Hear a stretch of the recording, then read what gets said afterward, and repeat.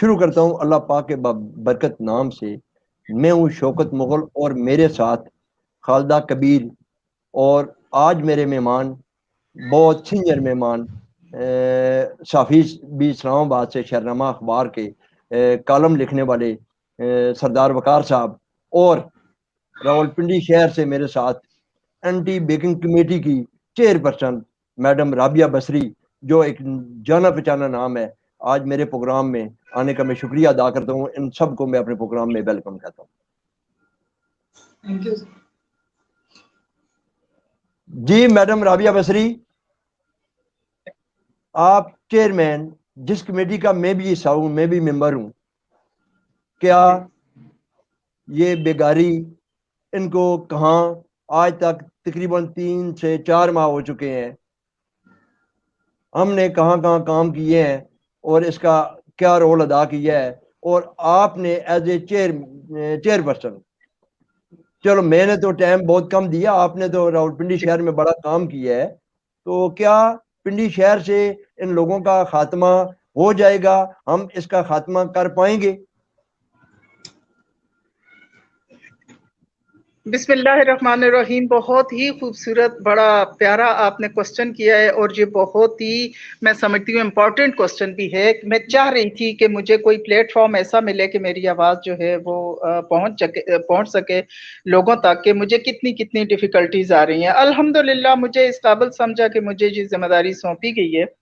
जब मैं चेयरपर्सन बनी तो मुझे ये लगा कि बेकारी हैं, बस उनको पकड़ना है, और मैंने जो है वो उनकी कोई मखसूस जगह मुझे बताई जाएगी, वहां पर मैं रखूंगी, या जो भी उनका एसओपीज होंगे मैं फॉलो करूंगी। लेकिन मैं इसको इतना बिग डील नहीं समझी थी। लेकिन मैंने जूं ही आते ही एकदम से माशाल्लाह से फील्ड में मैं निकली अपने तमाम मेंबर्स के साथ। आप भी गवाह हैं, आप भी हमारे साथ होते हैं अक्सर। जब मैं अंदर गई हूँ तो मुझे पता चला है कि ये एक डिफिकल्ट टास्क है, ये एक बहुत मुश्किल काम है, और इसके अंदर मुश्किलात हैं वो बेकारियों की वजह से नहीं है। इसके अंदर इसके बेकारियों के जैसे जी जी जी जी जी, मैं सुन पा रहा हूँ जी। सॉरी, मुझे आवाज नहीं आ जी जी। उसमें ये है कि जो ही हम लोगों ने ये कार्रवाई शुरू की तो हमें आहिस्ता आहिस्ता पता चला कि ये जो बेकारी सामने खड़े हैं ये बेकारी ही हैं। असल कसूरवार जो बेकारी नहीं है। मैंने जहां तक महसूस किया है कि इन बेकारियों के पीछे जो हाथ हैं वो बड़े मजबूत, खतरनाक और अजीबो गरीब से लोग हैं जो इनके पीछे खड़े हैं। लेकिन मैंने उसके बावजूद इंशाल्लाह हौसले मैंने पस्त नहीं किए। मैं यहाँ की लोकल इंतजामिया के साथ में गई, मेरे हौसले पस्त करने की हर स्टेज पे कोशिश की गई कि madam you can not do that, it's a really hard task, ये नहीं हो सकेगा। लेकिन मैंने हर जगह पर अपना एक ही जवाब दिया कि इस औरत को आप लोग जितना बताओगे कि ये मुश्किल है और आप नहीं कर सकते हो, मेरे हौसले उतने बुलंद होते जा रहे हैं, और मेरे हौसले आज भी बुलंद हैं और इंशाल्लाह रहेंगे। इसमें सबसे ज्यादा मसाइल जो हैं, मैं फिर यही कहूंगी कि बेकारियों के नहीं हैं। बेकारियों के पीछे जो लोग खड़े हैं वो असल मसला है। वो लोग छाए हुए हैं हमारी पूरी इंतजामिया के ऊपर। मैं खुले राबिया साहब, मैं आपसे ये पूछना चाहूंगी कि इस कमेटी के अगराजो मकासद क्या आवाज आ है? रही है? मतलब इस कमेटी को, जी आपको आवाज आ रही है मेरी? हेलो,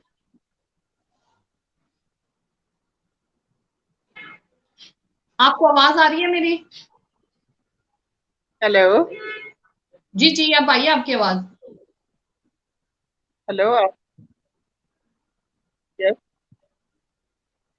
जी जी, आप सवाल करें, आप सवाल करें। मैं हाँ जी, कुछ थोड़ा सा राबिया, ब्रेक हो रहा है, पर आप कंटिन्यू करें। आपको मेरी आवाज आ रही है?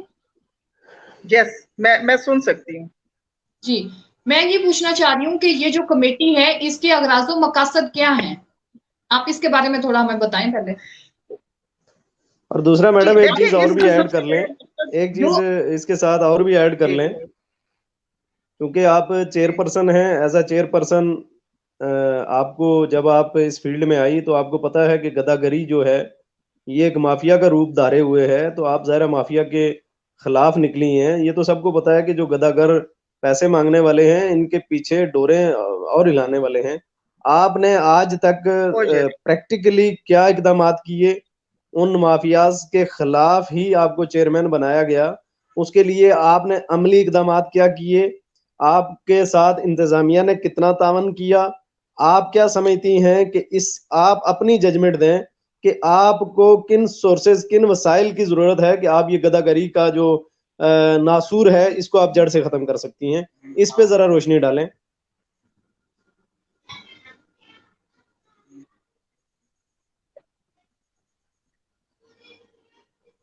जी मैडम जी, आप अच्छा, सब मुझे अंदाजा नहीं कि आपको मेरी आवाज, सिग्नल्स बहुत ब्रेक हो रहे हैं, प्लीज।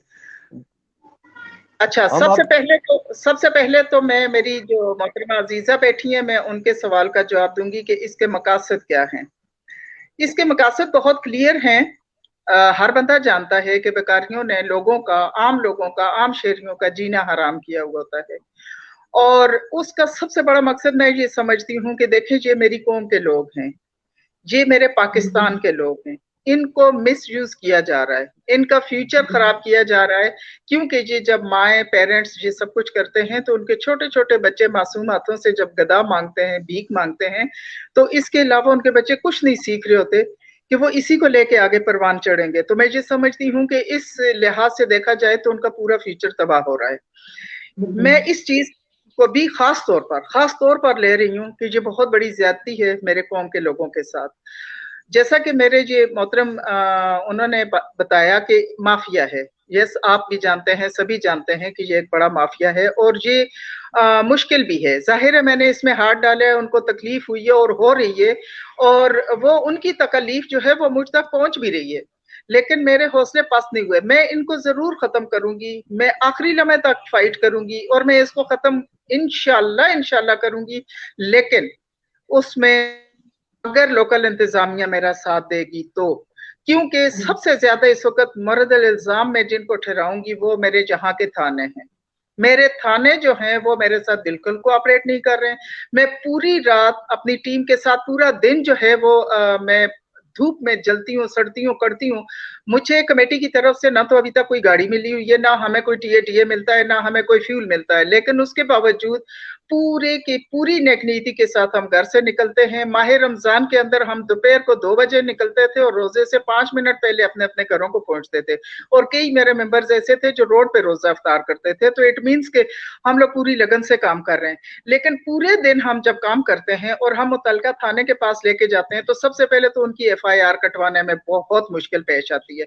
जब FIR कटवा लेते हैं हम, अपने कुछ भी जो भी तरीकाकार है वो करके उनको अगर बाय फोर्स FIR कटवाते हैं, तो उसमें कुछ ना कुछ ऐसे पॉइंट्स छोड़ दिए जाते हैं कि मुझे स्टेट उनको फारिग कर देता है। मेरी सबसे बड़ी जो दुख और अफसोस की बात है जो मैं लोगों को कहना चाह रही हूँ, विजय, कि मेरे दिन भर की, मेरी और मेरी टीम की सारी मेहनत जाया चली जाती है। जब ये थानों के पास मैं ड्रॉप करती हूँ और मैं नेक्स्ट डे देखती हूँ तो वो लोग वहीं उसी चौक और चौराहे पे खड़े होते हैं। और अब तो मैंने जहां तक महसूस किया है कि जब मैं उनको गाड़ी के अंदर डालती हूँ तो वो बिल्कुल भी डिस्टर्ब नहीं होते बेकारी, ना वो परेशान होते हैं, बल्कि वो एक दूसरे से सलाम दुआ कर रहे होते हैं, बिकॉज दे नो कि वो शख्स को फारिग हो जाए। सरदार साहब बड़ी शौक से, बड़ी शौक से सरदार साहब मेरी बात सुने, वो बड़ी शौक से गाड़ी में बैठते हैं, वो बल्कि इस चीज को, अपने आप को गाड़ी में सफर करना, थाने में जाना एंजॉय महसूस करते हैं। लेकिन सरदार साहब हम ये आपसे कमिटमेंट करते हैं कि अल्लाह पाक ने अगर हमें हिम्मत दी, मैडम राबिया बसरी के सरबराही में, हम पिंडी रावलपिंडी शहर से हम सफाया करके दम। मुझे तो मुगल साहब, आप भी इस कमेटी का हिस्सा हैं, मिस राबिया भी हैं, मुझे तो ये समझ नहीं आ रही, अभी तक ये समझ नहीं आई कि आपका रोड मैप क्या है, आप किन पॉइंट्स पे काम कर रहे हैं। एक गदागर हैं, उनको आप उठाते हैं, थाने भेजते हैं, ये तो शुरू से हो रहा है भाई। हमने गदागरी अगर खत्म करनी है तो गदागरी खत्म करने के लिए हमें उन बच्चों को तालीम देनी है, जो बच्चे उनकी गोदों में हैं, जो बच्चे उनके साथ हैं। जब तक आप उनकी एजुकेशन का बंदोबस्त नहीं करेंगे, उसके पीछे जो माफिया है उसको एक्सपोज नहीं करेंगे, मीडिया की हेल्प नहीं लेंगे, उन लोगों के चेहरे अवाम के सामने नहीं लाएंगे, तो आप जितना मर्जी कर लें, कानून है, कानून उसको छूट देता है। जमानत पर्चा होता है, पर्चे में जो दफात बनते, कत्ल तो उन्होंने किया नहीं होता। गदागरी के लिए या भीख मांगने के लिए जो भी दफात होंगे, पुलिस वही दफा लगाती होगी और मजिस्ट्रेट उसको छोड़ने का पाबंद है। कानून में शिकम मौजूद है, कानून में कमजोरियां मौजूद हैं, लेकिन सजा जो है वो ही हल नहीं है। आपका जो रूट मैप है, आप मैडम में हैं, आप बैठे हैं, आपको चेयरपर्सन जब बनाया गया तो आपने एक अपना लायामल दिया होगा कि हम इस तरीके से, ये तो सारे मामलात हैं, ये सारी परेशानियां हैं कि इंतजामिया भी वही है, वो काम नहीं करती या उसे काम कैसे करवाया जाएगा। मैं समझता हूं कि सबसे पहले जो मासूम बच्चे जो चौराहों में मैं देखता हूं, जो गदागर हैं, जो गदागर पेशावर गदागर हैं, उनके भी मासूम बच्चे हैं। उन मासूम बच्चों को उनसे अलग किया जाए, उन मासूम बच्चों को तालीम दी जाए, उन मासूम बच्चों को ऐसे माहौल में रखा जाए कि वो खुद अपने माँ बाप के सामने खड़े हो जाएं कि ये काम हमने नहीं करना, ये माशरे का नासूर है। जब तक आप उस तरफ हम जा नहीं रहे, पुलिस को मतलब इल्जाम ठहरा रहे हैं कि पुलिस काम नहीं कर रही, इंतजामिया काम नहीं कर रही। यही इंतजामिया है, यही पुलिस है, इसी ने काम किए हैं, यही काम करेगी। लेकिन हमारा जो तरीका है, हमारा जो मेथड है, हमारा जो पॉइंट ऑफ व्यू है, वो ऐसा हो कि हम एजुकेशन की तरफ आए, हम अच्छे इदारों की तरफ आए, हम उन मासूम बच्चों को लेके ऐसे इंस्टीट्यूट में भर्ती करवाएं कि जहां से बच्चे निकले तो वो इसको ना समझें। तो इस तरफ आप लोग आए, एजुकेशन की तरफ आए और इस पे काम करें। मेरा ख्याल है कि इस तरह से आप इसको कंट्रोल कर सकते हैं। आपका क्वेश्चन गो के तवील है, लेकिन बहुत ही खूबसूरत आपने क्वेश्चन किया है। मुझे तो ऐसे लगता है कि शायद आज मेरी सारी जितनी भी टेंशन है, परेशानियां, उसका मुदावा हो रहा है। आपने कितनी खूबसूरत बात की है। यही तो मैं सबसे कह रही हूँ कि ये थानों वाली कंपल्शन हटा दें। मैं इन बच्चों को थानों से माइनस थाना करके इनके लिए मुझे अदारे दिए जाएं। बच्चों के लिए देखिए, थाना तो आपने रखना, थाना जो उनके पीछे माफियाज हैं उनके लिए थाना ही है, वो थाने में ही जाएंगे, वो कानून का सामना करेंगे जो माफियाज हैं, जो उसके पीछे इन्वेस्टमेंट करते हैं। जी, मेरे पास इतने सोर्सेज होने चाहिए कि जब मैं ये बेगर्स, जब मैं इनको कैप्चर करती हूँ तो मेरे पास इतने सोर्सेज होने चाहिए कि मैं इनको किसी जगह पर डायरेक्ट ले जा मैंने यकीन करे टीचर्स तक का इंतजाम कर दिया था कि इनकी जो यंग बच्चे मैडम आप एक तरीका करें, देखें आपको मैं बताता हूँ, आप एक काम करें, आप बैतुल माल के साथ जाके मीटिंग करें। जो छोटे बच्चे हैं उनको वहां उन्हें कहें कि इनको रखें, जो गरीब हैं, इसमें गदागरी में ये नहीं है कि मैं एक दिन विजिट करते हुए झुंपड़ियों में गया तो वो लोग जितने भी पैसे वाले हैं, मैं उनकी जिंदगी देख के मुझे अपनी जात पे रोना आया। अपनी वो मेरी कौम के बच्चे हैं, वो मेरे बच्चे हैं और वो ऐसी जगह रह रहे हैं, वो उनको ज़रा एटमॉस्फेयर ही ऐसा दिया गया है।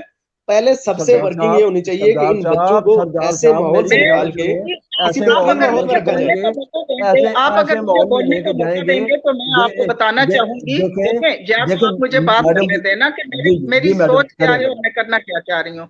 मैंने जब स्टार्ट लिया था तो मैंने उस वक्त ही कुछ ऐसी जगह भी मुख्तस कर ली थी और मैंने टीचर्स तक ढूंढ लिए थे जो वॉलंटियरली आके इन बच्चों को पढ़ाएं। मेरा मकसद इन लोगों को पकड़ के थानों के हवाले नहीं था, मेरा मकसद था इनके छोटे छोटे जो बच्चे हैं इनको मैं किसी ऐसी जगह पर रखूं जहां पर इनकी एजुकेशन हो, इनकी काउंसलिंग हो और ये खुद उठ के बाहर कहें कि हमने भीख नहीं मांगनी।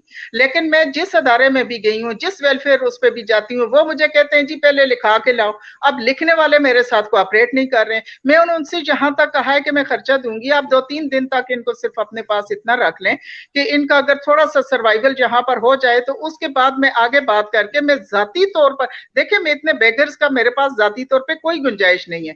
मेरा काम है मैं बैतुल माल के, वेलफेयर के बाकी जितने भी हैं, हमारे चाइल्ड प्रोटेक्शन वाले हैं, मैं उनके हवाले करूं। मैं इस्लाह करना चाह रही हूँ। हम इन लोगों को सजा देने नहीं आए, हम इनको राह रास्त पर लगाने आए। मैंने वो स्टार्टिंग में आपसे कहा था ये मेरे मुल्क के बच्चे हैं, ये मेरे मुल्क के, उनके पेरेंट्स भी मेरे मुल्क के लोग हैं। मुझे उनके साथ भी हमदर्दी है, लेकिन मुझे यहाँ कोई तो हेल्प करे इस सिलसिले में। देखिए अभी तक हमें, अगर मैं आपसे ये बता रही हूँ कि जो हम स्क्वाड वालों को गाड़ी के लिए अगर करते हैं, अक्सर तो वहां होता है जी गाड़ी खराब हो गई है। अगर वो आते हैं हमारे साथ तो मुझे ये समझ नहीं आती है कि जब स्क्वाड पहले पूछता है कि जाना कहाँ है ट्रैफिक वाले, तो मैं उनको अगर पॉइंट आउट करती हूँ कि आज हमने फलां जगह कार्रवाई करनी है, मैं वहां जाती हूँ, 2 मिनट पहले वहां मक्खियों जैसे लोग होते हैं और उसके बाद कोई बेगर नहीं होता वहां। आप अंदाजा नहीं लगा सकते कि ये काम कितना डिफिकल्ट है, लेकिन मैं इसको छोड़ूंगी नहीं। मैं लगी हुई हूँ, अल्लाह करे कि मेरे पास कुछ ऐसे सोर्सेज हो जाएं कि मैं इन तमाम इदारे में रखूं किसी ऐसी जगह पर रखूं, मैं खुद इनकी काउंसलिंग करूं, मैं खुद इनके बच्चों को पढ़ाने का इंतजाम करूंगी इंशाल्लाह वल अजीज, और इनको पाकिस्तान के एक बेहतरीन शहरी बनने में इंशाल्लाह जितना कुछ हो सकेगा। और जितने बच्चे बाकी भी देखें, और बहुत सारे क्राइम्स जन्म लेते हैं, ये खाली बेगर्स नहीं है, इन बेगर्स से और भी बहुत सारे काम इस तरह का लिए जाते हैं जो हमारे माशरे के लिए, हमारी सोसाइटी के लिए बहुत नुकसानदेह है। मैं उनसे भी उनको छुड़वाना चाह रही हूँ। मैं नार्कोटिक उन वालों के पास जाऊंगी कि इनके जो नशे वशे वाले काम है वहां भी इस्लाह करें। आपकी ये सोच उन लोगों के लिए है जो कि पेशावर गदागर हैं, लेकिन हमने देखा है कि जो सीजनल गदागर निकल आते हैं उनको भी तो रोक टोक करने वाला या उनको पूछने वाला भी तो कोई नहीं होता है। और जैसे ही ये सीजनल निकलते हैं ईद वगैरह पे, तो आपने देखा है कि वो ज्यादा रश डालते हैं, और दूसरी बात ये है कि वो उनको तो कोई पूछने वाला भी नहीं होता है, तो पता नहीं वो कहाँ से निकल आते हैं। तो ये उनको कौन कंट्रोल करेगा?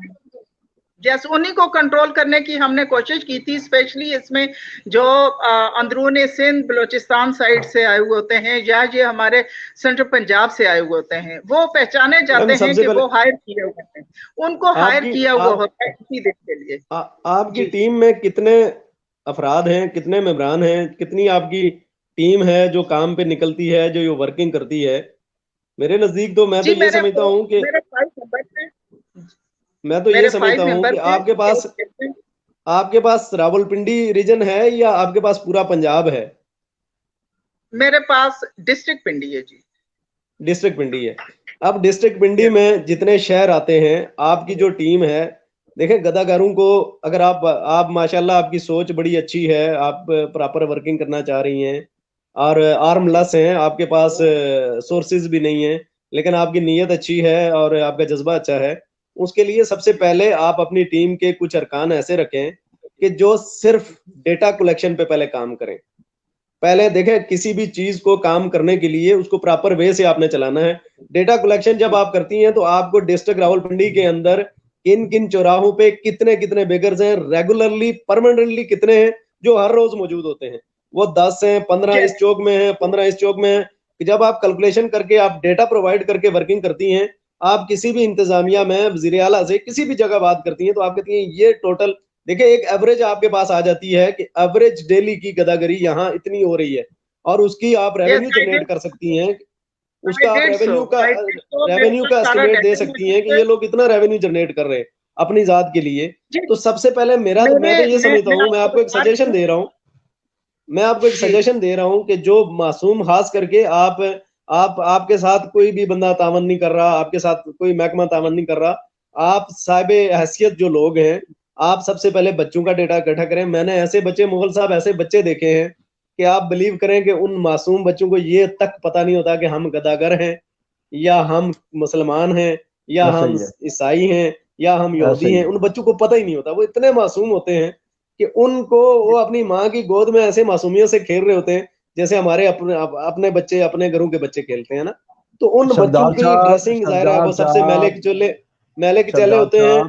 आप मुहैयर हज़रात को साथ मिलाएं। कभी मौका मिला, अगर मेरे अजीज, अगर आपको कभी जिंदगी में मौका मिला, मैं आपको इंशाल्लाह अपना रिकॉर्ड दिखाऊंगी, मेरी वीडियोस देखिएगा, मेरी स्टेटमेंट्स देखिएगा, मैं जब इन लोगों से मुखातब होती हूँ और मैं उनको क्या टीचिंग देती हूँ, मैं किस हद तक करती हूँ, ये काश कभी आप मुझे मौका दें, मैं आपको ये सारा दूंगी। आपके जज्बे को, आपके काम को मेरा सलाम है, आपके जज्बे को, आपके काम को मेरा सलाम है। मेरी एक सजेशन थी जो मैंने एज ए जर्नलिस्ट आपको दी है कि अगर आपसे महकमे ये लोग तावन नहीं कर रहे और ये आप काम करना चाह रही हैं, तो उसका एक तरीका, मेथड ये हो सकता है कि आप मुहैयर हज़रात से रब्ता करें। वो बच्चे जो छोटे हैं, जो 3 साल के, 4 साल के छोटे हैं, उनके लिए अच्छे कपड़े, खिलौने लेके उनको, बेशक वो माँ की गोद में, लेकिन उनको पहना दिए जाए, उनको खूबसूरत कर दिया जाए। मेरे प्रोग्राम का वक्त खत्म होने जा रहा है। मैं शार से बात करने जा रहा हूँ कि इस्लामाबाद में कल परसों जो ऑपरेशन हुआ है, SSP साहब की निगरानी में, उन्होंने जब छापे मारे हैं, जहाँ गए हैं, उनके मर्द हजरात अपने कैंपों में आराम कर रहे हैं, अपने कैंपों में याशी कर रहे हैं, उनके बच्चे, उनकी लेडीज वो बाहर से भीख मांग रहे हैं। असल मसला ये है कि इनके बड़े बड़े जो पीछे से माफिया बैठे हुए हैं, जिस वक्त तक हम उस माफिया पे हाथ नहीं डालेंगे, उस वक्त तक हम कभी भी कामयाब नहीं हो सकते। हमारी मैडम बहुत बड़ी एफर्ट कर रही है और मैं मैडम को सलूट पेश करता हूं। माफियाज के लिए देखे ना मैडम का बहुत अच्छा काम है, लेकिन मैडम अभी तक माफियाज बता नहीं सकी, मैडम अभी तक माफियाज का नाम नहीं ले सकी, मैडम अभी तक माफियाज को एक्सपोज नहीं कर सकी। खत्म होने जा रहा है। मैं खालिदा कबीर को कहता हूँ कि प्रोग्राम का इख्तिताम करें, प्रोग्राम का टाइम बिल्कुल खत्म हो चुका है। बहुत शुक्रिया मुगल साहब आपका, और स्पेशली मैडम राबिया का हम बहुत शुक्रिया अदा करते हैं और उनके जज्बे को, उनके काम को हम सल्यूट करते हैं। उनके जैसा काम कोई नहीं कर रहा है, उनकी बातों से लग रहा है, लेकिन हम अपील करते हैं अपने अरबाब इख्तियार से कि वो उनकी हेल्प करें उनकी फील्ड में, ताकि वो अपने काम को और बेहतर तरीके से कर सके और इस कमेटी से जो मुतलका काम है वो लिया जा सके। और सरदार साहब आपका भी बहुत शुक्रिया, आपने बहुत अच्छी सजेशन प्लीज मैं आपके इस प्लेटफॉर्म से, और मैं थैंकफुल हूँ आपकी कि आपने मुझे मौका दिया अपने इज़हार ख्यालात का, और आपके प्लेटफॉर्म के थ्रू मैं अपने मसाइल भी जो है वो मैं शेयर कर सकती हूँ। आप सब लोग प्लीज हमारा साथ दें। आप बहुत खूबसूरत रोल प्ले करते हैं, मीडिया हमारी एक रीढ़ की हड्डी रखता है, आपकी बहुत मेहनत है इस और खूबसूरती के लिए। आप मेरे इश्यूज जो हैं ये सॉल्व करवा दें, मुझे मेरी ट्रांसपोर्ट होनी चाहिए। वॉइस ऑफ पाकिस्तान देखना मीडिया, अल्लाह हाफ़िज़।